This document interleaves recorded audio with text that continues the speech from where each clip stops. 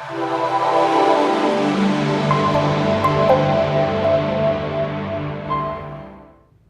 guys, Dr. Casey Schnabel, and welcome back to Movement Every Day. I love the support, love the likes, like the comments, love the shares. Keep on going, guys. I love when we can kind of create this community where me and you and everyone can kind of learn some new fun stuff to stay healthy, to stay moving. Today is going to be the third part of my squat series, and it's not going to be a terribly long video because we kind of talked about this in the past, and I'll put a little link up at the top right where it shows the video on how to properly breathe or use diaphragmatic breathing. But I want to teach you, or at least have you start to think about how to use your diaphragm and your breathing to help create stability within your low back in your squat. It's pretty simple once we start to learn. It's a little bit weird in the beginning, but it's just kind of learning the technique and learning the cues. So we're going to kind of jump in right away.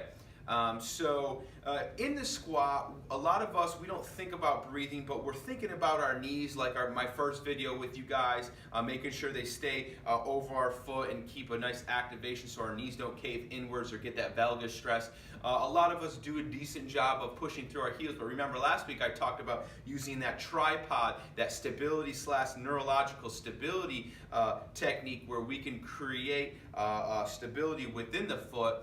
But then when it comes to the breathing aspect, we're kind of sloppy, and I sometimes am a little sloppy myself. I have to work on it, but as long as I can think of those 3 cues before I do my squat, I usually do a pretty good squat. So today let's talk about the breathing aspect. And like I had mentioned in the previous video with the respiration, learning how to diaphragmatic breathe, we're trying to fill or take that diaphragm, which is the muscle right here, and we're trying to fill that diaphragm in that chest cavity, and we're trying to cause a little contraction so that tightens up our abdominal or core region.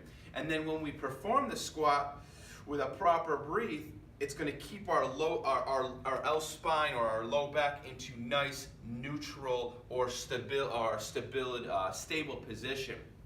So how do we do it? Refer back to that video because, like I said, I do such a good job there to teach you.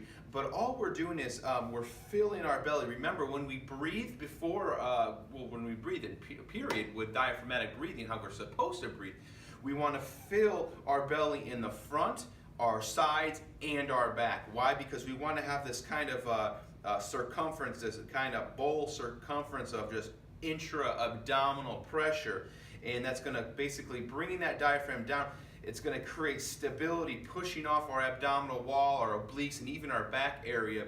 And it's going to create like a nice kind of stability aspect in the low spine or the L spine.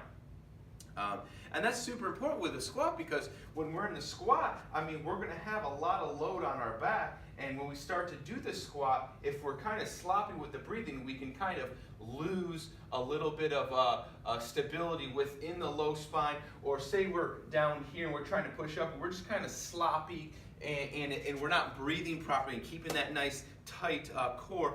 Well, it's just going to add added stress to the low spine or the L spine. I want to make sure I'm hitting everything. I think that's pretty much it. Just make sure when we do the squat, all right, get that tripod position, activate those glutes a little bit, and then before we get that bar and get ready for that squat, I like to take a deep belly breath in, get that belly to kind of expand out, and then I contract the core and keep that nice and tight because I can still talk and breathe more. It's just I want to kind of create that initial fill to create that initial intra-abdominal pressure. And then I'll go down, I'll keep it tight, and I'll usually exhale on the way up. And then I'll take a breath at the top where I'm just using my belly breathing and not my chest, because when you have the weight on your back, you don't want to be breathing with your chest because that's just going to add a whole nother complexity that we just don't want to do.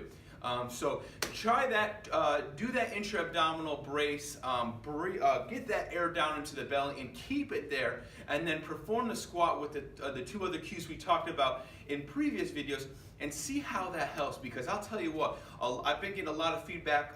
Hey Doc, man, that's a great cue. I've been kind of doing it this way, but I think you explained it well to where now I can understand why I'm doing it, or why I'm doing it that certain way. And a lot of people have been telling me they feel better in their squat, they feel stronger, they're going down slower, and they're able to push up and keep that stable position that we're trying to basically achieve in a squat, so we can create and perform a good squat movement or pattern. So like always, guys, leave those comments below, share. I really appreciate your support. We're getting into 2018 soon, so maybe one of the last videos, or maybe another one if I can squeeze it in by the end of the month.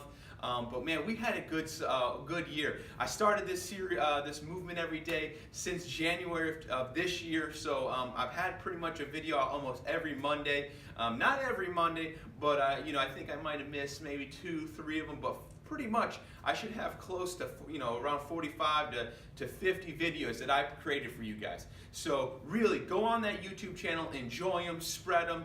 2018 is going to be super fun. I can't wait for it. The new videos, maybe a new camera, new equipment. It's going to be exciting. So I hope that helps. And remember, like always, movement's everything and movement's life.